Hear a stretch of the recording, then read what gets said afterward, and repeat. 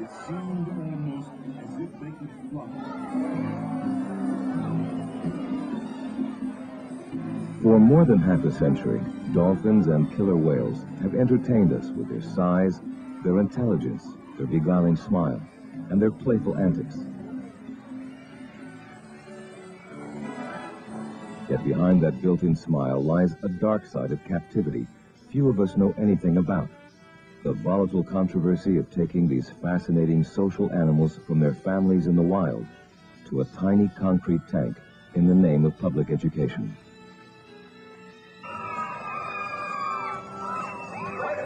This show is nothing more than a display of dominance. It teaches us that dominance is good, dominance is right, dominance works. Rick O'Berry was the trainer for the Flipper television show. For the past 25 years, he has dedicated himself to returning captive dolphins to the wild. Nature. It is, in fact, a form of bad education. And that's what this issue is all about. It's not just about the 1,000 dolphins in captivity. It's as much about the hundreds of millions of people who go through there and are miseducated, who come out of there thinking they belong here. I think there probably was emphasis on the past tense, a real educational value in the 50s and the 60s, maybe into the early 70s. For 5 years, Dr. John Hall was a marine mammal biologist for SeaWorld. He left that position in the early 90s. And that the educational value today is dramatically reduced, if it's present at all.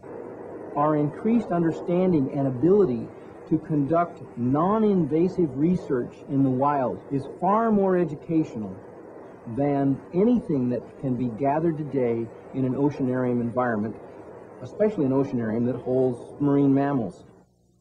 In the early 80s, SeaWorld had learned that it might be possible to enter into a business arrangement with the E.T. Island fishermen, who had largely phased out the dry fishery because of the negative worldwide publicity in the late 70s, to start selectively driving dolphins, including false killer whales, into shallow water where SeaWorld and other oceanaria, including Marine World, could select the beautiful few and then allow the fishermen to slaughter the remaining dolphins and false killer whales, the rejects.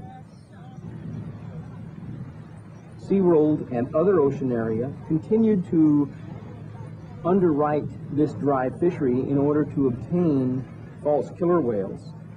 And it was only when Marine World apparently got some wires crossed in terms of information leakage that the whole thing became quite well known to the public.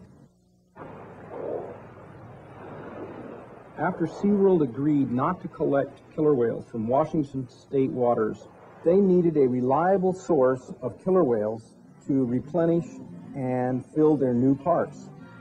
And so they set up an operation in Iceland whereby the advanced team would obtain permits from the Icelandic government to collect live killer whales for export.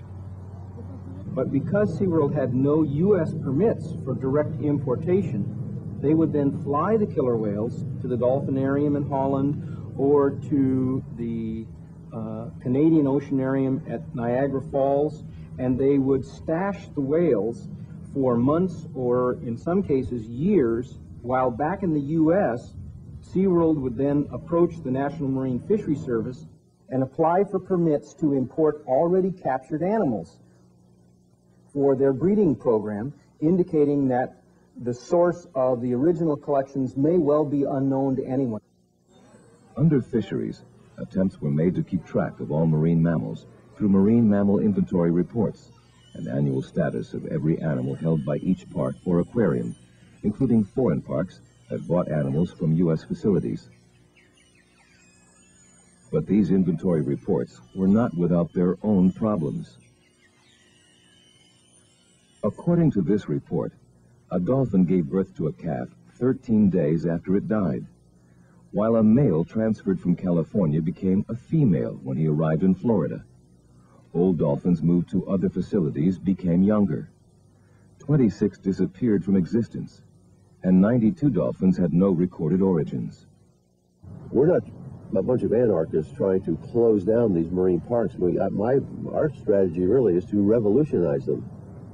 There are many marine mammals that have become victims to pollution and nets and so forth, and they become stranded. Well, we need to take them off the beach and take them to these places, rehabilitate them there, and let them go.